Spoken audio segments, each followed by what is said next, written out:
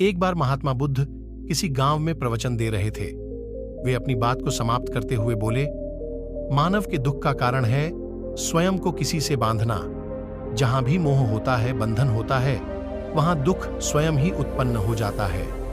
अतः अपने बंधनों को जानें और उनसे बाहर निकलने का प्रयास करें। इसके बाद उन्होंने सभी लोगों को आशीर्वाद दिया और फिर अपने आश्रम को लौट गए। अगले दिन उनसे एक व्यक्ति मिलने आया। वह बुद्ध को दंडवत करता हुआ बोला, महात्मन, मैंने कल आपका उपदेश सुना। आपकी बातें मेरे हृदय में उतर गई हैं। मैंने अपने बंधनों को तोड़ दिया है, सारी मोह माया का त्याग कर दिया है। अब मैं आपकी शरण में आना चाहता हूं। उस व्यक्ति की बातें सुनकर बुद्ध मुस्कुराए और धीरे से बोले, मुझे विस्तार से बताओ वत्स, तुमने कौन कौन से बंधन तोड़े और किसका मोह त्याग दिया है? वह व्यक्ति बोला, मेरे घर पर मेरे बूढ़े माता पिता और पत्नी है। मेरा एक छोटा बच्चा भी है। मेरी पत्नी बहुत बीमार रहती है। उसके कष्ट देखकर मैं अक्सर सोचता रहता था कि वह मर जाए तो उसके कष्ट दूर हो जाएं। उसकी वजह से मैं बहुत दुखी रहता हूं। लेकिन कल जब मैंने आपका उपदेश सुना तो मेरी समझ में आ गया कि मेरे परिवार से मेरा बंधन ही मेरे दुखों का कारण है। अगर मैं इसके चक्कर में पड़ा रहूंगा तो कभी सत्य को नहीं जान सकूंगा। इसलिए मैं अपने घर को त्याग कर आपके पास आया हूं। बुद्ध ने पूछा, क्या तुम सचमुच सभी बंधनों से मुक्त हो गए हो? देख लो, कहीं कोई बंधन तुम्हारे पीछे रह तो नहीं गया? वह व्यक्ति बोला, नहीं प्रभु, मैं अपने जीवन की सारी चीजों को पीछे छोड़ आया हूं और अब आगे बढ़ना चाहता हूं। बुद्ध ने कहा, अगर ऐसी बात है तो फिर ठीक है।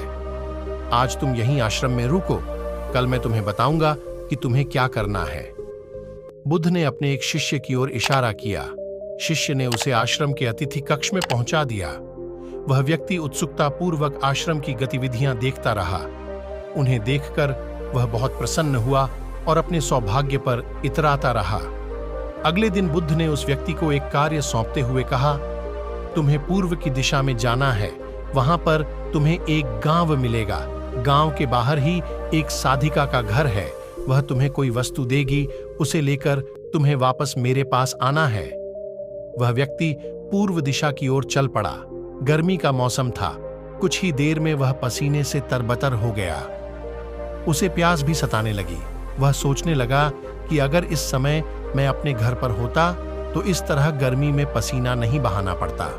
कुछ दूर और चलने पर उसे भूख भी सताने लगी, पर वह एक सुनसान और बंजर रास्ता था। आसपास न तो कोई पेड़ था और न ही पोखर तालाब। वह पुनः सोचने लगा कि अगर मैं इस समय अपने घर पर होता तो अपनी पत्नी के हाथ का बना स्वादिष्ट भोजन कर रहा होता। पता नहीं क्यों बुद्ध ने मुझे गर्मी में इतनी दूर भेज दिया।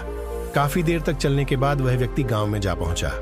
गांव के बाहर ही एक घर बना हुआ था। उसने दरवाजे के पास पहुंचकर उसे धीरे से खटखटाया। दरवाजे को एक साधिका ने खोला। उसके चेहरे पर एक अद्भुत तेज था।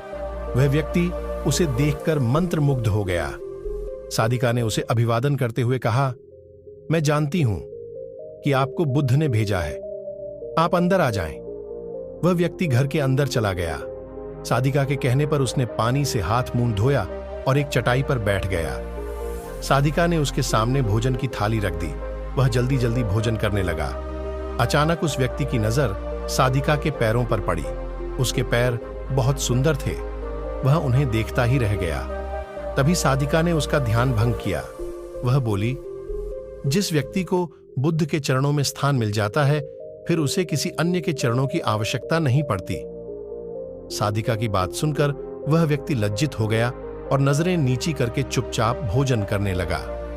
भोजन करने के बाद साधिका ने कहा, आप बहुत दूर से आए हैं, थक गए होंगे। यहीं चटाई पर लेट जाएं, मैं पंखा कर दूंगी। वह व्यक्ति बहुत थका हुआ था। वह चटाई पर लेट गया और अपनी आंखें बंद कर लीं। साधिका उसे पंखा करने लगी, पर लेटने के बाद भी उस व्यक्ति को चैन नहीं आया। उसने धीरे से अपनी पलकों को खोला और चोर नजरों से साधिका को देखने लगा। वह सोचने लगा, यह स्त्री कितनी सुंदर है, इसकी वाणी कितनी मोहक है। अगर यह मेरी पत्नी होती तो मेरा जीवन स्वर्ग बन जाता। साधिका इसके मन की बात समझ गई। वह बोली, शरीर में कुछ नहीं रखा है, यह केवल मांस, मज्जा और अस्थियों का जोड़ है। जो व्यक्ति इसके आकर्षण से मुक्त हो जाता है वही सत्य को प्राप्त कर पाता है। ये सुनकर वह व्यक्ति घबरा गया। वह चटाई से उठ बैठा और बोला, अब मुझे बुद्ध के पास जाना चाहिए। कृपया आप मुझे वह सामान दे दें जिसके लिए बुद्ध ने कहा था। साधिका ने मुस्कुराकर जवाब दिया, बुद्ध ने आपको जिस कार्य के लिए भेजा था वह पूर्ण हो चुका है। साधिका की यह बात उस व्यक्ति को समझ में नहीं आई। वह दरवाजे की ओर बढ़ चला। दरवाजे के पास पहुंचकर वह एक क्षण के लिए रुका और पलटकर बोला, क्या आप अंतर्यामी हैं? आपने मेरे मन की बातें कैसे समझ लीं? वह स्त्री मुस्कुराते हुए बोली, बुद्ध की कृपा से मैं मोह माया से ऊपर उठ चुकी हूं, इसलिए भावनाओं से निर्लिप्त हूं और किसी के चेहरे को देखकर उसके मन में उठने वाले विचारों को समझ लेती हूं। उसकी बातें सुनकर वह व्यक्ति एक बार पुनः लज्जित हुआ और सोचने लगा कि जिस स्त्री ने सच्चे मन से मेरा सत्कार किया, मैं उसके बांधे में क्या क्या सोचता रहा। उसके बाद वह बुद्ध के आश्रम की ओर लौट पड़ा। आश्रम में पहुंचकर वह व्यक्ति बुद्ध के चरणों में गिर पड़ा और बोला, महात्मन, मुझे क्षमा कर दें, मैं बड़ा पापी हूं। उसकी बात सुनकर बुद्ध मुस्कुराए और बोले, मैंने तुम्हें साधिका के पास इसीलिए भेजा था ताकि तुम अपने आप को देख सको। अब मुझे बताओ, क्या तुम सचमुच मोह और बंधन को त्याग चुके हो? वह व्यक्ति कुछ नहीं बोला। वह नजरें नीचे किए चुपचाप खड़ा रहा। बुद्ध ने कहा, बाहरी बंधन और मोह को त्यागने से हम बंधन मुक्त नहीं होते। दरअसल बंधन और मोह हमारे भीतर होता है।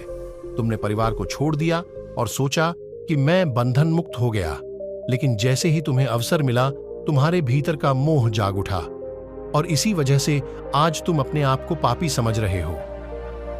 मुझे क्षमा कर दें प्रभु। उस व्यक्ति ने अपने हाथ जोड़ दिए। फिर वह धीरे से बोला, आप सही कह रहे हैं, मैं केवल अपनी पत्नी से पीछा छुड़ाना चाहता था। वह बहुत बीमार रहती है। 1 वर्ष से हमारे बीच संबंध भी नहीं बन पाए। मैं कुछ ज्यादा कमाता भी नहीं हूं, इसलिए मैं अपने परिवार के दायित्वों का निवर्हन भी ठीक ढंग से नहीं कर पा रहा हूं। शायद इसीलिए मैं अपने परिवार से पीछा छुड़ाना चाहता था, पर अब मैं समझ गया हूं, मेरा परिवार ही मेरा सत्य है और उसके दायित्वों का निवर्हन ही असली कर्म है। बुद्ध बोले, मैं जो कुछ भी कहता हूं वह अपने अनुभव के आधार पर कहता हूं। लोग मेरी बातों को सुनते तो हैं, पर वे अपने स्वार्थ के अनुसार ही उसका अर्थ ग्रहण करते हैं। इसीलिए मोह, माया, कामना, इच्छा, वासना, क्रोध को लोग बाहर की ओर खोजते हैं, जबकि यह हमारे भीतर ही है। हम दूसरों को देखकर तरह तरह की कामना करने लगते हैं। कामना से इच्छा जन्म लेती है, इच्छा से वासना पैदा होती है और वासना की पूर्ति न होने पर क्रोध उत्पन्न होता है। ये सब एक दूसरे से जुड़े हुए हैं। क्रोध के लिए हम सदैव दूसरे को जिम्मेदार ठहराते हैं, जबकि क्रोध का स्रोत हमारे भीतर है। तुम चाहोगे तो क्रोध आएगा, तुम चाहोगे तो क्रोध नहीं आएगा। इसी तरह बंधन बाहर नहीं होते, हमारे मन में होते हैं। हम मन से ही किसी से बंध जाते हैं और मन के कारण ही हम दुख पाते हैं। लेकिन जो व्यक्ति इन बातों की गहराई तक पहुंच जाता है वह दुखों से हमेशा हमेशा के लिए मुक्त हो जाता है।